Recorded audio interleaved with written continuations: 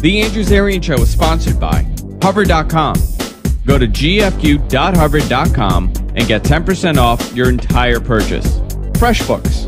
FreshBooks is an easy-to-use online invoicing service that saves you time, gets you paid faster, and makes you look professional. Get started completely for free at freshbooks.com. And by Audible.com.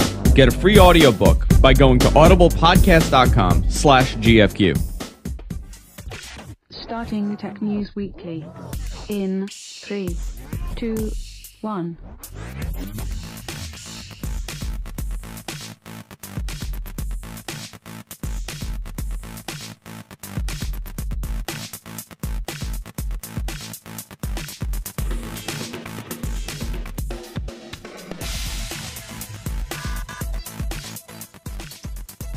Holy moly, another week is over.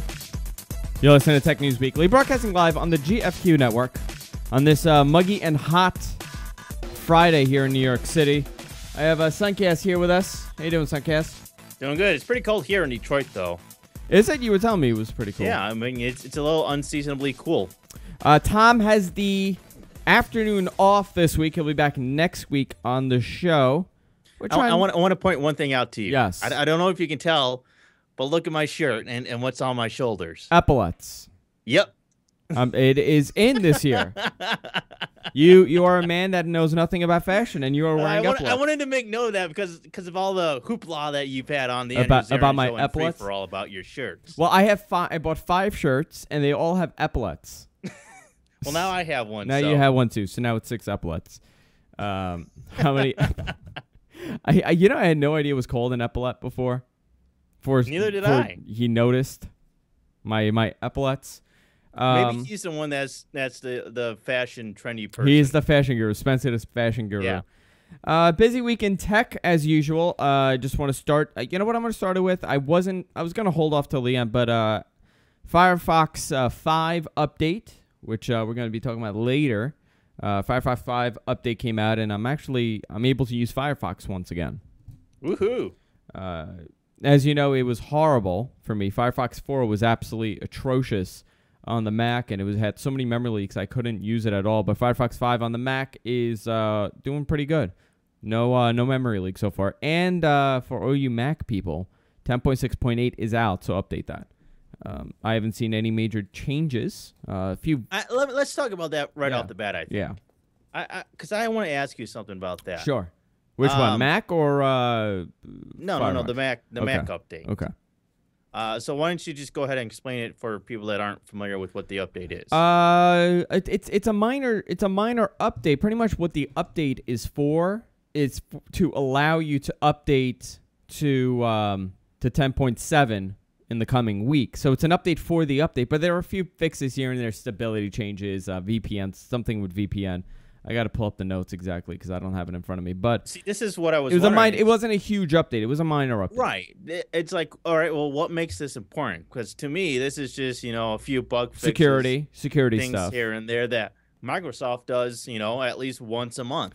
Yeah, but why is this making news? I'll tell you why. Because we Mac users are not used to seeing these updates like Microsoft gets them. Apple people do not get these updates. It's a new thing. The last year or two, we've been getting more of these updates. Or 2 years, the last couple of years has been a evolution for Apple on the way that they're doing these updates with the security flaws and all these things. And it was just an update. I mean, there was nothing special to it. If this was a couple of years ago, it would have been a bigger update. But I personally, there's nothing with performance, security updates. That's about it. This is why I don't understand why it is such big and being hyped up as it is. Because to me, and I know I'm a little jaded and biased here because I'm not a Mac person, but to me, it's just I don't understand why this is making the blogs and news. Why it's newsworthy. Because it's Apple and they have good PR. So what? Well, I'll tell you why. Because they don't do an update once a month. It's not like a once a month update you're getting from that. This is a build update. It's the next, It's different with Windows because there's an update there constantly. It's a different culture with the updates. I'll definitely give you that. Here, let me pull this up here. It's different. I've been using a Mac for 3 years now straight, and it's a different type of update. You're not getting, it's not one little update here and there. I mean, this is a 450 meg update. So there are different fixes here. So it enhances the Mac store to let you upgrade to Lion, resolves issues with the preview, improves support for IPv6, improve VPN reliability, identifies and removes known varieties of Mac Defender, so the antivirus. So I guess just for the Mac Defender stuff, it was a critical update. Yeah, but they've released security updates Patches. to fix that particular issue before. The public release build is the same as 10K540. I guess everybody's, getting in line for Lion, which I'm going to be upgrading. That's the thing that everybody's waiting for. That's the next build. I don't know. Here's the thing. To me, Snow Leopard was not a huge leap compared to what Leopard was from Tiger. I think it was a larger leap than what Snow Leopard was. And they said, oh, yeah, it's a smaller upgrade. Don't look at it as a major overhaul, but look at it as an enhancement. And we understand that. But I don't know what Lion is going to be considered in the eyes of, the Mac users. We're going to have to wait and see what the Mac users consider Lion to be. It's tough. It's tough to say. And at this point, these OSs are so matured and they have kind of evolved the last 10 years, going from XP to 7 and from OS X, the birth of OS X to now. I think in terms of evolution and revolution, going from like DOS to Windows 3.1 and Windows 3.1 to what we have today, that's a big leap. But where do you go from what we have now? Because it's so almost hard to imagine what you do now for an interface that works that we haven't already done before. I'm telling you, it's what everybody's hating. It's this, tiled style UI, and it's going to merge the two mobile OSs together. It's going to there's going to be no such thing as a mobile OS. It's going to be one OS that fits both desktop and mobile. I think that's great, but I think you're still going to run into problems doing stuff like that, and which is why we've always had separate OSs for mobile and desktop. I think it should be separate. I don't know. It's going to be very interesting next year when Microsoft releases Windows 8. Who knows? Listen, we could all speculate now. We could all say this sucks. This is great. But none of us have seen it. None of us have had our hands on it. So we really are limited in how much we could comment. And the people that are going around saying, well, it sucks. Windows 8 sucks. You have no clue what you're talking about because nobody has touched it yet. So how could you? Yeah, it's going to be really interesting come later this year when. And by the way, hang on. Here we go. Here's the picture. I clicked on the publicity shot picture by mistake. I don't know. This is an email, the same email we've received week after week after week since the Windows 8 announcement, and it's, what do you think it is? Do you like it? Do you think it's going to work? Do you think people are going to embrace it? I don't know. No, but I don't think anybody knows. It's too early to tell. It's way too early to tell. Exactly, but we're this culture where we need it now. It's all skepticism and speculation right now. You can't definitively say if this is good or not. It's too early. I hope it is good. What's anywhere near going to be released. You know how Microsoft is. They can change anything at a drop of a hat. No, but we've become the society. I think there are a lot of people out there that hope it fails. On both sides. I think on the Windows side and on the Apple side. They hope that the next release of Mac OS fails, and they hope that the next release of Windows fails just because they have picked the side in this battle. It's the most ridiculous thing to pick a side in the battle. Fails. I hate Mac. I hate Mac. I hate Windows. Oh, it's stupid. It sucks. Well, I don't understand that concept. OS. I can't stand it. That Mac, that Apple stuff. I don't like them fanboys. I don't understand that culture. I really don't. And we get those emails constantly. We get those emails constantly, and I've always said we try to keep a unbiased opinion on the software and on the hardware that we use, because I may find a reason to use it which would be totally irrelevant to you. Yeah, no, I'm completely open-minded until I try something. When I try something, then I have experience using it. And despite some of my experience with Mac not being a lot, I still feel that it's enough to make a biased opinion against it, you know? Yeah. I don't know. It's I'm not interesting. saying that that is not a bad OS. It's just not right for me. Yeah. Well, exactly. I mean, it's not for everybody, and there's a learning curve, and it's like driving stick. That's what I say. About a week, and then I got the hang of it, so I liked it.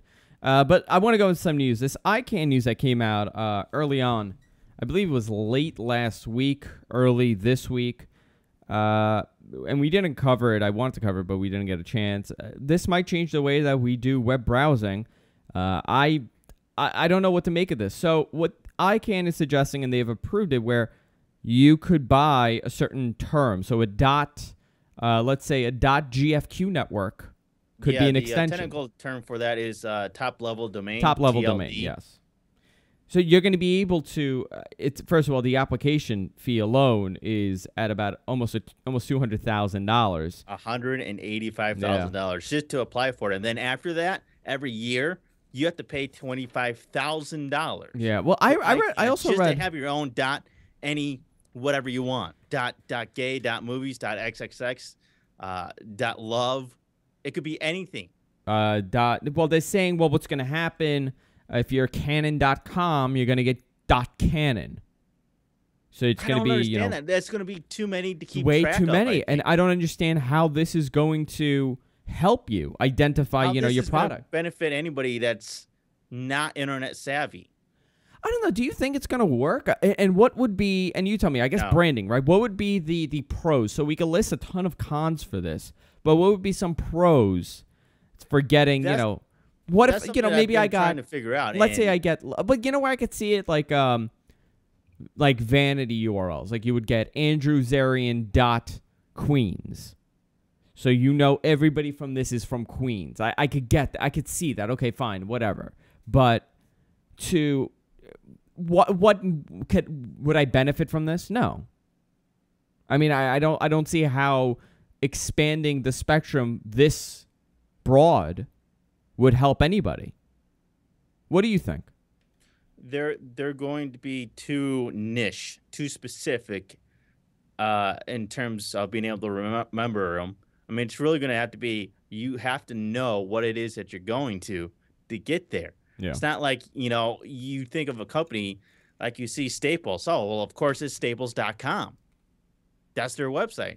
.staple. Now it's like it's going to be what .staples or huh? Yeah, so it would be maybe store.staple, really story.staple, sale.staples. I don't know. It's going to be extremely confusing. I don't see really people benefiting from this. It's not going to be for you and I, but who I do see getting this is towns, cities, states. Maybe I could get Queens, Queens. And yeah. I would have my own service for people that want to buy a .queens domain. $200,000. Well, no, yeah, sure. Yours. Yeah, I mean, it might be it's almost like property, right? You're buying real estate. So if you have that money and you're thinking, okay, what I'm going to do, I'm going to buy the .queens, I'm going to have the rights for it, and I'm going to sell out the rest. So if you want a, Andrew .queens domain, you would pay, $10 a month. $10 for the year, whatever it is, just like every other domain. And if I have enough people that get it, I can make pretty decent money, right? So what if I bought .photography? Everybody that does photography would want that. No, you don't think so? Listen, you really want something that's Andrew Zarian .photography. I personally no. I personally don't need it, but I'm sure there are plenty of people that are going to buy it, just like the .me's and the .us and the .info. I mean, look. How long does it take you to type 3 letters versus 10 or 12 that's in the word photography? No, I totally agree with you, but I could see how people will jump on this. Just got to be another thing to buy and another thing to think you're going to make money off of. No, I'm really struggling to find ICANN's motive behind this other than more money for themselves. Sure, more money. I mean, I have not seen any article that I've read ever say exactly why they're doing it. They're just saying that they're doing this, that it'll help those people that want these really bizarre and perhaps not appropriate domain names. Yeah, see that's what I saw it starting as, because the whole battle was with the .xxx, right? That's how a lot of this started. .xxx and .gay and .lesbian and A lot of it, and it was for a lot of adult websites were making a push initially quite a few years ago. But now they're saying, well, it's going to be branding for companies. That's how they're targeting this, and that's how they're approaching it, because in reality, the only ones that can afford this. Exactly. In reality, they could afford it. $25,000 a year. I mean, really, you'd have to sell a lot of freaking domain names to be able to afford that. Even at $30 a domain registration, you still have to sell a lot. Yeah, but you know what? If my company makes, $500 million a year, and I'm spending $200,000 plus $25,000 for the domain, and I give all my employees a .canon domain name, okay. Who knows what they're going to do with it. But it is interesting how ICANN has opened it up, and how they're going to be doing this and how they're going to be selling it. I'm sure it's going to be a couple of years till we start seeing it. I don't think the vision is straightforward as far as what the intention is behind all of this, what it's being used for, what should be used for. Since we're on the topic of domains, Suncast, I want to take this moment and talk about our sponsor, our very good sponsor, which I was just off the phone with them, and I did not ruin the Mac this time, and that's hover.com. Domain names made simple. I was just talking to them about the promotion that we're running, and they're quite happy with the contest that we're running here on the network. If you go to guysfromqueens.com, or I believe it's, we'll post the URL in the chat room. We're running a contest where you could qualify to win a $200 Visa gift card by just buying a domain name this week. We're giving out one Visa gift card to the grand prize winner. Second prize gets 5 years of domain service for your domain name. So they do a 5-year extension courtesy of Hover. And then we also have a third prize that we're handing out. I believe it's the Astro flashlight that we have about 100 of them sitting here in a box. So we're going to be giving those out. And already it's overwhelming, the people that have been wanting to sign up. And a lot of people are signing up, and they had no idea that there was a contest here at the network. I got one email. It was a really nice email from somebody that never heard of Hover, and they bought it, and they absolutely love it. I told the story last night on the show. I got a call from those other guys that we have domains with, Suncast, and they pretty much were trying to scare me into renewing my domain. And they said, well, listen, we tried to process your credit card. You're going to lose this domain. And it was one of the domains that we have, gfkeynetwork.com. And we're kind of stuck with those other guys with that domain because it's tied to a lot of stuff and we haven't transferred it over. So they're kind of scaring me into buying a domain. And it was so interesting how they do it. They go, well, we tried to process this credit card. Didn't go through. Well, of course it's not going to go through because the card expired 3 years ago. And you have my other stuff on file. You could have easily charged that, but you didn't. So pretty much they were telling me the credit card on file is no good. We are going to we're gonna have to give away the domain, like crazy stuff. And I said, well, when does it expire? I'm thinking it's expired already. They go, oh, next month. Next month. What? You know how much it cost me to buy the domain in the end? $32. Because I had to get the private registration. I had to renew the domain for a year. But with Hover, this is the best part. $15. And you get private registration for a .com. You see some of these other guys and they run these promotions, but in the end, because you're going to get private registration, it ends up costing you $30 like it cost me. And I have Hover. I use Hover, but I'm stuck with some of these other guys for a domain or two. And I had to pay that $32. With hover.com, you get a .com domain, and it's $15 with the private registration. Unbelievable pricing with them. I love these guys. The support is great. No hold time either. They even do a free concierge service to transfer your domains over if you don't want to deal with the hassle. That's hover.com. That's gfq.hover.com. Get 10% off your entire purchase. And remember to enter into the contest. Go to guysfromqueens.com for more rules and terms of service and all application. You must be 18 or older to enter. And you may not blame me for anything. There you go. Thank you. Thank you. Thank you for that. Thank you for listening to that beautiful live read. Verizon confirms the death of unlimited data plans in July. It's over. It's done. We knew it was coming. We're doomed. So this is the pricing structure. Again, anybody that ever wants to have a smartphone is going to have to be charged overages and everything for all the data that they use. If they're a heavy data user, it's just going to be insane. I don't think it's really going to make a difference, and I'll tell you why. No, because the unlimited, it was never unlimited. It was always 5 gigs to begin with. So their unlimited was really 5 gigs. This term unlimited, I believe AT&T was the only one doing it. Really, I remember when I got it, I looked in the agreement and it said it was 5 gigs for unlimited. So it's not really unlimited, but this is the rumored Verizon plan. We don't have hard evidence yet, but this is what it most probably will be. 2 gigabytes for $30 a month. I believe I'm paying $30 now, and it's 5 gigs. So really, you've dropped down. Exactly. And for the 5 gigs that they're wanting, they want $50 a month. $50 a month, including tethering, though. That's the good part. Tethering is not included now. So tethering, I believe tethering is an extra $20 with Verizon. So in the end, it's costing you the same thing. No, I'm not sold yet. At the data that I'm looking at, I don't think that this $50 for 5 gigabytes includes tethering. Yeah, okay, so let's say I think you have to spend another $20 still to get which is obscene. Tethering. Yeah, which is obscene. So let's go down whatever AT&T right now, and this is hard evidence because AT&T does this with our current structure. 200 megabytes for $15, 2 gigs $25, 4 gigs $45, including tethering, and it's an extra $10 per gigabyte.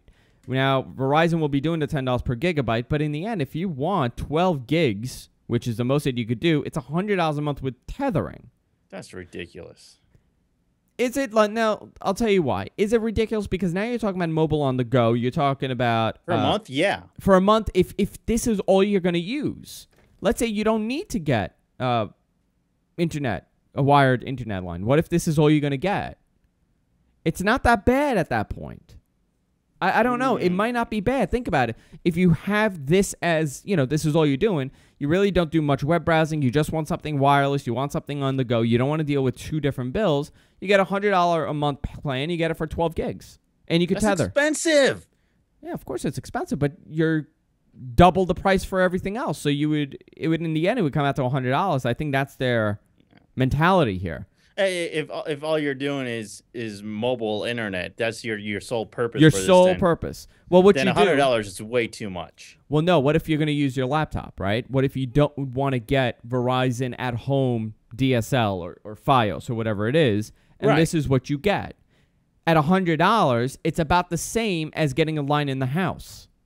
So it would be the same. No. You get the line and you get the wireless, so it would come out the same. No. I totally disagree with that. You don't think so? Why? I think this is much more expensive in terms of cost versus bandwidth. How much bandwidth you get? 12 gigabytes for $100 for mobile internet on a laptop. That's nothing. You're going to blow through that. It's not the same as browsing on your phone. 12 gigabytes for a phone would probably be plenty. But if you're definitely on a laptop, you can easily go through that in a week or 2. You know what I wonder, though? Is that true? I know you and I would go through that, within an hour, but what is the average? And I really want to get this number, and I really haven't been able to find it. What is the average? I'm not talking about me, you, or any of our viewers, but the average web browser, the internet user using a month. Do you think they're using 12 gigs? I highly doubt it. I don't think they're using 12 gigs. Some of them might come pretty close because let's face it. If you are doing this, you most likely are a type of person that is traveling a lot and need mobile internet access. And so you're always using your laptop. And I think they are going to be using a lot of bandwidth because that's going to be their main purpose of it, I was looking at how much we use on the phone, and most of the time I'm using Wi-Fi on this phone. I don't really come near. I got a crazy alert on this phone where it's telling me that my hard drive is failing on the phone. So that's memory card is failing. Excellent. Excellent. Thank you for this. You're cursed. I really am. Your stuff is failing. I don't use 5 Don't come gigs. near me. I don't want any of my stuff to break. Everything is going to break. I even broke Brian Brushwood's connection last week on the show. So, by the way, Brian Brushwood is coming on next Thursday on the Andrews Arian Show for all you Twit and NSFW fans. Kick butt. I'm curious to see what everybody uses because 12 gigs. Yeah. You think, well, yeah, that's a lot. But if you're watching YouTube videos consistently, you're going to burn through that. And I wonder how many people actually do this. Is this a routine for them? Does the average internet user go on YouTube and sit there and watch videos and go on Netflix and go on Hulu. I don't think they do. That's a good point, though, is if you do have mobile internet, you're on a car trip, you have, a couple of kids that want to watch movies, and you have Netflix, and you're on, like, a vacation, How quickly is that bandwidth going to be eaten up? I'm trying to Google like if you're in a this. car or something, Yeah, I'm sure you would go through it if you're going on a long trip. But this is interesting. These caps are so ridiculous, and the only reason why I believe these caps are put in place is so you don't cancel your at-home internet. That is the only purpose for this, in my opinion. Because if with 4G here, a lot of people have contemplated and they've said, well, if 4G is giving me 12 megabits, and I know a lot of people, I know someone getting around like 13 megabits with their 4G connection. That's a lot. That's a lot of bandwidth. They don't need upload. They just need download. And they think about it. They go, well, I don't need to have at-home connection. I pay $60 a month. I have it on my cell phone. I have it on my laptop. I have it on my my iPad. I could use this everywhere and just have one connection. Well, that would be the case if there were no caps. With the caps and with the data, with the bandwidth throttling and with the bandwidth regulation, you cannot do this. I think that's a possible perspective of it, but let's face it, we are just now entering that kind of era where something like that is possible. Yeah. And I've heard the argument where it's piracy. We're battling. We don't want people to sit there and download. Well, no, it has nothing to do with that. The fact of the matter is they don't want you to cut your at-home internet connection. They want you to have... I do think a lot of this does have to do with network congestion. And I don't think that...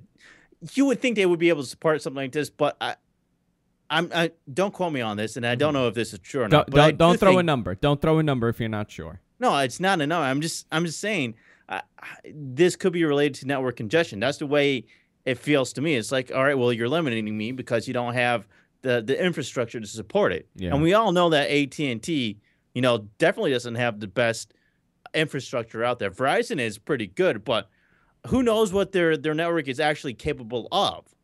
Yeah, if you go based on my house or the dead spot of doom, where no cell phone provider could fight. You know what I want? You know what the best pitch would be for this company? These companies all come to my house, and they hold their cell phones, and they figure out which one works the best. If your cell phone company works in this house, you are by far the best provider. Well, I brought mine, and I'm on T-Mobile. Wait a minute. What did you have? No bars, right? No bars. No bars. What did Tom have with Sprint? No bars. What do I have with Verizon? No bars. No bars. You know who works in this house? AT&T. Really? Yep. AT&T, 3 bars. Weird. No idea why, and it was never like that. And we talk about this all the time, but it's this anomaly of a situation where nobody could understand why it doesn't work. It wasn't like that. Years ago, I had Nextel, and then when they merged with Sprint, I had Sprint, and it didn't work at all. So I went and I got Verizon, and it worked great for years. I had full bars, I had full 3G, everything was great. I was getting about 2 megabits a second with the download, and then the wind blew, and my internet connection went, and they have no clue why, no idea. They've come out, they've tested it, they cannot give me an explanation. They keep telling me it's my house, but if I go outside, I have 1 bar. No idea. Well, yeah, my phone was the same way. I could go outside and make a phone call. As soon as I went in your house, my phone was dead. Conspiracy theory. Yeah. See? It agrees with me. I told you, you're cursed. Since we're on the phone topic, let's talk about the iPhone 5 rumors starting up again. iPhone 5, baby. It's starting up again, the iPhone 5 rumors. A couple months ago we had reported that, and I could have swore there would be no iPhone this summer, this fall. I honestly thought they would come out possibly in January, and they'll do both lines. But the rumors are starting up, and I hate going into them, but I'm going to go into it because a lot of people are reporting it. The rumor is that it's going to come out in September. It's Apple. Best PR in the world, I keep telling you. No other company could do what they do. Apple could kill kittens in a blender, and they'll get good press. And they could kill an elephant, and they'll get good press because they have the best PR in the world, and everybody loves them. I did an interview with TechZulu, and they were talking about who are the most influential entrepreneurs in your life that you look up to. And, you know, I said Spencer, of course, Spencer Coburn, one of them, my mentor. And Steve Jobs was another one. And when he asked why, I said, well, this is a man that took a company that nobody wanted anymore. Nobody wanted to buy an Apple. Those Emacs were horrible. Nobody wanted Apple at that point. And he turned it around, and he made it into this company that everybody needs. Everybody needs an Apple product now. So I think I don't need one. You're the anomaly. They're saying it's going to be a faster A5 processor, possibly dual core, 8 megapixel camera. All these rumors thinner. We've seen a curved glass, so they're saying it's going to be curved, and it's going to be on par with the Samsung Nexus S contour design. It's going to be thinner. I could see that, because if you look at the Mac line that's come out, and you look at the iPad, and you look at the MacBook Air, it thins on the bottom, and I think they're probably going to go with that design with this. But yeah, and it makes it feel smaller. Yeah, I will be buying a iPhone 5, not for me, but for Jess, because she's pretty much done with Android. I have to keep Android because I have to report on, the things going on in Android. I feel like if I don't have it, I really wouldn't know how good it's doing. So I'm going to end up getting a new Android phone in November, and she'll get the new iPhone when it comes out. Listen, it's going to sell millions, and it's going to do unbelievable, and they're going to kick ass. What else do we expect, right? Yeah, well, let me ask you, compared to the iPhone 4, what do you think of the specs? The speed, yes, that's great. Better. I have ice in my mouth. I have to stop doing this. I have to, because I get so annoyed when some other people do it, and I have to stop doing that. The camera's great, but already, if you look at the iPhone's camera, their camera's out there with 8 megapixels, and it kicks its ass because the quality of the glass and the camera is better. It's a better camera inside it. So the megapixels really don't matter, but of course it's going to be an amazing camera. It's going to be, let's see, they're also reporting that Apple's developing a cheaper iPhone for developing nations. I don't believe that. I think that's bogus story that Bloomberg is reporting. Boy Genius report on June 21st reported that Apple will announce a fully revamped iPhone in early August for a release date later in the month. If true, the timing would bend from tradition, given that Apple usually holds out for an iPod-themed event in September. I think it's going to be in September. I don't think it's going to be in August. And, I have images here, and they're saying this is what I think September is about accurate as well, too. There's been multiple reports. Started out with, maybe August. I think there's more reports saying it's going to be September than it will be August. So, with the recent BlackBerry news that came out that their shares have hit a 5-year low, and CEOs and vice VPs are leaving the company. They're aborting at this point. They're bailing out. You're a BlackBerry user. This is what happens when you have a 10-year plan. You stick to that 10-year plan, and you for don't 10 years freaking adapt. Yeah. Well, you know what? They didn't bail on that plan, right? Let me say this real quick. Yeah. Here's what happened. And we know this for a fact now, is that RIM has these 10-year plans. That's what they do. They make up these 10-year roadmaps for where they envision RIM making BlackBerry devices. And so maybe in 2000, they set out with this 10-year plan, and they started making some really great devices, Like 2007 were really hitting good. I'm going to tell you something, Suncast. I never owned a BlackBerry. I went from my Trio 700 to Windows Mobile, and then to Android. Really? So I never owned a BlackBerry, and for whatever reason, I never got into the BlackBerry craze because I didn't feel like that. It didn't appeal to me for whatever reason. I know a lot of people loved it, but it didn't appeal to me. This 10-year plan, the 10-year cycle that they go on, I think that would have been fine, except if the iPhone never came out. Competition from the iPhone. No, if the iPhone never came out. Android. If the iPhone never came out. They did not adapt to take these things into account. They stuck to their 10-year plan, and they didn't change anything. So now they're stuck with devices that are crap compared to the competition. Well, listen, if iPhone never came out, we'd be still talking about Palm's next Trio. I mean, the fact of the matter was Apple came out with this product which nobody expected, and it knocked everybody on its ass. And Palm was the first to kind of, die.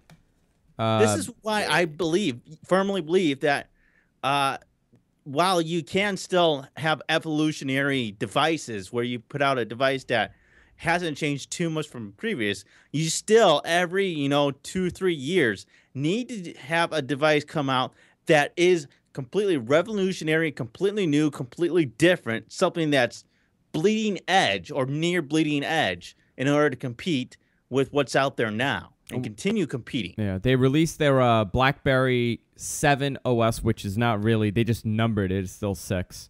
And the playbook came out hoping that it would compete with Android and iOS, but it kind of fell short. They're claiming that they shipped 500,000 BlackBerry playbooks last quarter. That's the number. That does not shipped. mean sold. They've sold about 14. I don't know anybody that bought this, and it's a really cool looking device. I don't know anybody that bought it. The guy, I went to Radio Shack to buy a wire, and they have it in there. And I asked the guy, and I'm like, "How's this thing selling?" He goes, "We haven't sold one. It's been sitting here since the day it came out. Really? Haven't sold one." Wow. Then again, you are in New York, which I think might be a little bit more biased towards Apple and the iPad. Sure, but you're in the corporate, headquarter of the world, right? Yeah, but everybody knows about Apple and the iPad. It's like if you're trendy, you're hip, you're going to go get an iPad. I think the fact of the matter is that this is a market that you don't need the product. The market, it's an imaginary market. The tablet market is not a necessity. You need, listen, computers are not a necessity either, but if you are computing, you either buy a laptop or you buy a desktop. I can never say to myself, well, I'm going to buy a tablet. I'm going to buy an iPad. It's not the same thing, and it's a luxury. It's an add-on, just like an iPad, but an iPad is, just like an iPod, I should say, but an iPod is much less than a $700 or $600 or $500 tablet. You don't need this device. And the entire market, the entire tablet market is sitting on the shoulders of the iPad. The iPad is selling and nothing else is selling. That's the truth. So it's not really a market. It's this one device that has beat odds because it's Apple. So when that's so true. When BlackBerry puts out this product, and it's a great looking product, but for $600, who needs this? Well, part of it is that RIM is still struggling to reach consumers. They don't really want to. But Suncast, it's revolutionary for RIM, right? It's their QNX operating system. This is their but future. It's also first generation. I don't listen. In my mind, there are certain features of the BlackBerry Playbook that I think kind of rule it out for a lot of people. I don't think we need tablets. I think the next year or two are going to be interesting how we see Android playing in this market, and it might be a dead market. And to be honest, you know who might survive? The only one that might do well? Windows. Microsoft might be the only one because you now have the tablet UI with Windows. So you could do everything you want to do that you do on your regular desktop on your tablet. And a lot of people, this is what they want. But only time will tell. Sure. And marketing plays a big hand in this as well. It's like you said, Apple is a PR machine. They have the PR to be able to deliver a product for the most part. Even if it's a failure, they still have the PR to really deliver it and make a dent in something that would otherwise be a complete miserable failure. I was reading an article, and it was saying, what if Microsoft put out the iPad, how it would have sold?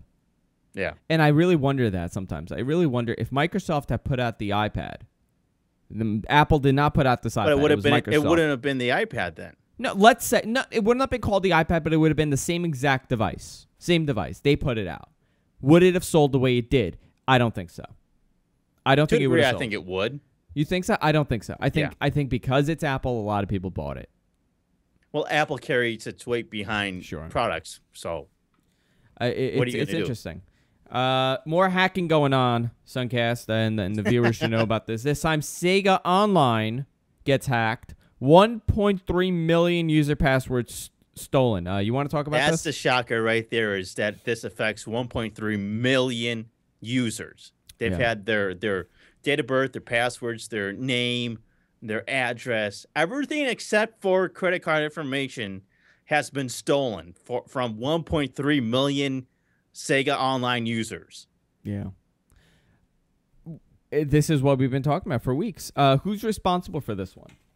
I don't think anybody's claimed responsibility yet. Let me check the story, but I don't think anybody's really claimed. By the way, funny thing, when there was a picture on I believe it was on Reddit and many of the other sites that were talking. It was a news reporter talking about Sega, about the hacking, and the logo that they had was Genesis, and it said "Time to update your stock footage." Oh, that's great. Yeah, no, the article doesn't list anybody claiming responsibility for this, but yeah, everything was stolen. You know, email addresses, passwords, birth dates, real names, usernames. Everything except for credit and debit card numbers. How did they? 1.3 million users. How did they get in? They're saying by malicious data thieves with importing data, credit card, debit numbers. I'm trying to see how they did this. How they infiltrated the network. That's what I'm trying to figure out. Yeah, the article that I grabbed, or a couple of the articles that I read, weren't very specific on the details of how this actually took place. How do you? How do you prevent this? Again, same story every week. Now that this one adds to the graph we made. I think part of it is that there's just security holes in social engineering. I think that's a big part of it, and I think that's a big thing in the world today is hacking by social engineering. Is that you find a little bit of information about a company and you're able to start tearing a hole and making that hole bigger and then gaining more access. You start out really low, and then from those certain things that you do, you can build more access and control over what it is that you want to do. The social engineering will always be a way in that you can't patch, really. If somebody gives away a password and somebody clicks on a link and the vulnerability's open, there. Let me put it this way. It's almost like you got a pizza delivery for a conference party at somebody's company, and you squirm your way into, you deliver it, and then you somehow gain access to other security areas of that building after you were able to deliver that pizza. Yeah, what are you going to do then? This is it, right? Yeah. Yeah. And it's like you deliver the pizzas, you swipe somebody's key card, you're able to access it. I think the analogy is the same when you go for exploiting computer systems. This is getting scary because now everybody's who's next. Everybody's at risk. So far, I haven't been put the risk because none of these services have had my information. But what if I was a Sega user? Luckily, my credit card. It's inevitable that your information is going to get stolen on the internet. I had a Sony. Well, I still have it. I have a Sony account, but the credit card information on file was expired. So I dodged the bullet there. But you never know. You know what I want to talk about for a second? I want to bring up the fact that as a user, right? As a user of these services, how fast are these companies alerting their customers that there's been a exploit and there's been a vulnerability? That's a good question. That's what I want to know, and I wonder if there could be a special measure put in place where something like this happens and it alerts the users and it alerts the customers. Sort of like tripwire. Yeah, because who knows? Let's say this happened to Sega last week, and now 1.3 million credit card informations have been out sitting there. Basically, what you can do is you can probably create some sort of audit that'll take a look at files and whatnot and see who they were accessed by, when they were accessed, that sort of thing. Well, you use PayPal, right? You're a big fan of PayPal. I personally, I use PayPal all the time, and I feel I'm a little bit safer with PayPal than giving away my credit card information to a lot of these companies. And it was the opposite feeling years ago. If you told me this 5-6 years ago, I wasn't a big fan of PayPal. I didn't really trust giving all this information to PayPal. And now this is who I'm giving all my information to. I do a ton of transactions with this company.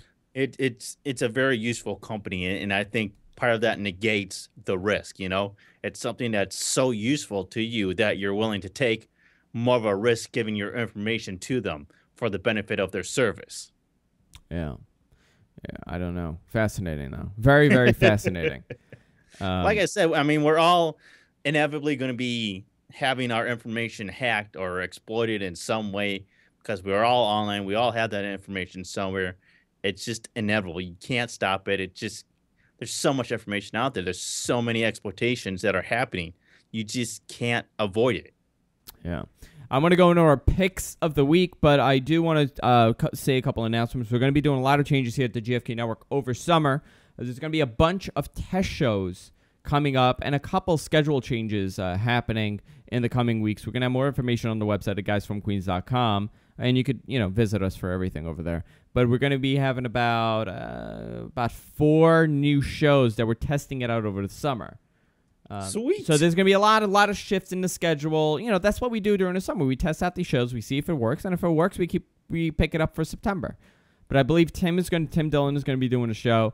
We are working on a video game show. We're also working on a comic book show, Nice. and geeky stuff like that. Meeting with one of the guys over the weekend. So a lot of these things are going to be added and a few other things. So we're trying to keep the balance between technology and everything else we're doing here at the network. So now, after I make that announcement, it is time for our picks of the week. If I could get out of there, we go. Oh, look at that. You Lower got the third. overlay? I have the overlay. Sweet. Do you want to go first? Yeah, I can go first. All right, go ahead. My pick of the week this week is a program called, MP3 Tag. It's a universal tag editor and more. This is a program that I use every week to work with GFQ. Anytime I post these MP3s for, what's that? You do? I didn't know that. Yeah, this is the program I use whenever I edit the ID3 tags for the MP3s that I post and everything that you see on GFQ. So you're tagging everything that you post for GFQ, and do you add cover art as well? I add the title, the artist, everything, all the tags for it. Cover art? Yep. Oh, very nice. It's very easy to use. It supports a multitude of formats, not just MP3. It's got Monkey's Audio, FLAC, AAC, MP4, M4A, iTunes stuff, OGG, and a bunch of other weird formats, including Windows Media Audio. So any kind of audio, you basically can tag it with this program. You can do batch tag editing. You have support for cover art. It's so easy to use. It only takes me seconds to add all this information to a couple of MP3s. You can import information from Amazon, Discogs, FreeDB, and MusicBrainz, which are very popular databases to grab information from for MP3s that you just ripped from a CD. You can rename files from tags to files. You can export information. It has full Unicode support, which is really interesting. You can also create playlists automatically. You can also replace characters or words. It's super powerful. It's everything you can ever need for tagging audio files and more. Just go to mp3tag.de. Excellent. Is this the one that we used when we were doing the conversion over to the new server? I believe so. Oh, that was a good piece of software. It was really good, actually. I didn't know that. Really, really cool. MP3 Tag, and the website is, once again, it's mp3tag.de. My pick this week, pretty much everybody knows it. It is Firefox 5, a brand new release that came out really soon, actually, from Firefox 4 to Firefox 5. That was a very, very quick update. When did Firefox 4 came out? A couple months ago, right? Yeah, about 3 months ago. They're doing this 3-month cycle for new versions now, I think. 3 to 6 months. And it's pretty much just to get the number up, trying to compete with Google. Yeah. But I like this. A couple of weeks ago, I was talking about how Firefox 4 is nearly unusable for me on my Mac because of the memory leaks I'm having. And I first thought it was possibly the old MacBook because it's about 3 years old. When I got the MacBook Pro, which is an i7, I still had a ton of memory leaks to the point where it would just lock up the computer because there was no memory left. Well, Firefox 5, I do not have this problem so far. It's still early to tell because it came out a couple days ago. But it's been pretty quick and easy to use. One thing I did notice on the Windows machine is that it's working better with Flash. I was having a couple Flash issues where Flash would crash on me after having a page open for more than an hour or two. We can't, with Stickam, we have to open up our streaming page, which is a Flash-based page, and we couldn't use Firefox because it was crashing. Even with all the updates, it was up to date with the latest version of Flash. With Firefox 5, I have not had it crash, so it's been pretty solid for me. And you could just, Google Mozilla, Google Firefox 5, and you can download it. And I'm pretty happy with it, surprisingly. And my and another thing, all my existing extensions are working, so I haven't had any problems with that. I know that's a concern for many people. Nice. I use a couple of extensions with this, and it's been working pretty well. Thank you, Suncast, for joining me today. Hey, not a problem. I appreciate it. It's fun doing this stuff. Yeah, I want to remind Plus, I get everybody. to yell at you, so You can yell at me. You can go to my website, guysfromqueens.com, or GFQ Network, rebranding GFQ Network. Or you go to gfqlive.tv to watch it live 24 hours a day, 7 days a week. We're constantly streaming the show. Remember to subscribe to us. We're on iTunes. We're on the Zune. We're pretty much everywhere you can imagine. And we'll see you all next week on Tech News Weekly. Good night, everybody.